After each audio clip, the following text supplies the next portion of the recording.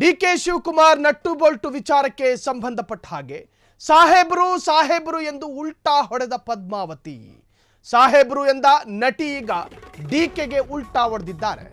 DK Shivakumar nut bolt tight ಮಾಡ್ತೀನಿ ಎನ್ನುವಂಥ ವಿಚಾರ ಇತ್ತಲ್ಲ, ಅದಕ್ಕೆ ಸಂಬಂಧಪಟ್ಟ ಹಾಗೆ ಸಾಹೇಬ್ರು ಹೇಳಿದ್ದು ಕರೆಕ್ಟೇ ಇದೆ ಅಂದಿದ್ರು ನಟಿ ರಮ್ಯಾ. ಸಾಹೇಬ್ರು ಎಂದ ನಟಿ ಈಗ ಡಿಕೆಗೆ ಉಲ್ಟಾ ಹೊಡೆದಿದ್ದಾರೆ. ಮಾಜಿ ಸಂಸದೆ ಆಕೆ. ಸಾಹೇಬ್ರು ಏನೇ ಮಾತಾಡಿದ್ರು ಸರಿ ಇರುತ್ತೆ ಅಂದಿದ್ರು ಮೊನ್ನೆ. ಯಾರು? ಮಾಜಿ ಸಂಸದೆ ಮೋಹಕ ತಾರೆ ರಮ್ಯಾ.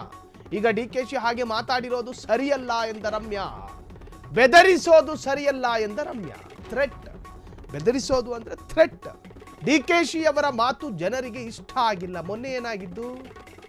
ಸಾಹೇಬ್ರು ಅಂದ್ರಲ್ಲ. ಡಿಕೆ ಶಿವಕುಮಾರ್ ಸಲಹೆ ಕೊಡಬಹುದು, ಕಿವಿ ಹಿಂಡಬಹುದು, ತಿದ್ದಿ ತೀಡಬಹುದು, ಆದ್ರೆ ಥ್ರೆಟ್ ಮಾಡಂಗಿಲ್ಲ. ಡಿಕೆ ಹೇಳಿದ ರೀತಿಯನ್ನ ನಾನು ಒಪ್ಪೋದಿಲ್ಲ. ಮೊನ್ನೆ ಒಪ್ಕೊಂಡ್ರಲ್ಲ ಮೇಡಮ್, ನಟ ನಟಿಯರು ಸಮಸ್ಯೆ ಬಗ್ಗೆ ಮಾತಾಡಬೇಕು ಅನ್ನೋದು ಅವರ ಉದ್ದೇಶ.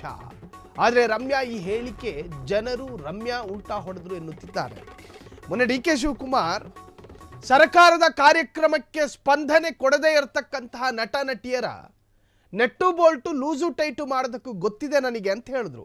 ಅದಾದ ನಂತರ ಆ ಮಾತನ್ನ, ಹೇಳಿಕೆಯನ್ನ ಸ್ವತಃ ಡಿಕೆಶಿನೇ ಸಮರ್ಥನೆ ಮಾಡ್ಕೊಂಡ್ರು.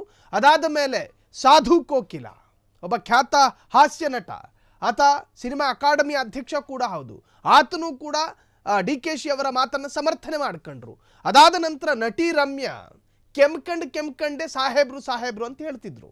ಸಾಹೇಬ್ರು ಹೇಳಿದ ಮಾತಲ್ಲಿ ಯಾವುದೇ ತರಹದ ಅಪರಾಧ ಭಾವಗಳಿಲ್ಲ, ಅವ್ರು ಹೇಳಿದ್ದು ಸರಿಯೇ ಇದೆ ಅಂದ್ರು. ಆದರೆ ಇವತ್ತು ನಟಿ ರಮ್ಯಾಗೆ ಅದೇನಾಯ್ತು?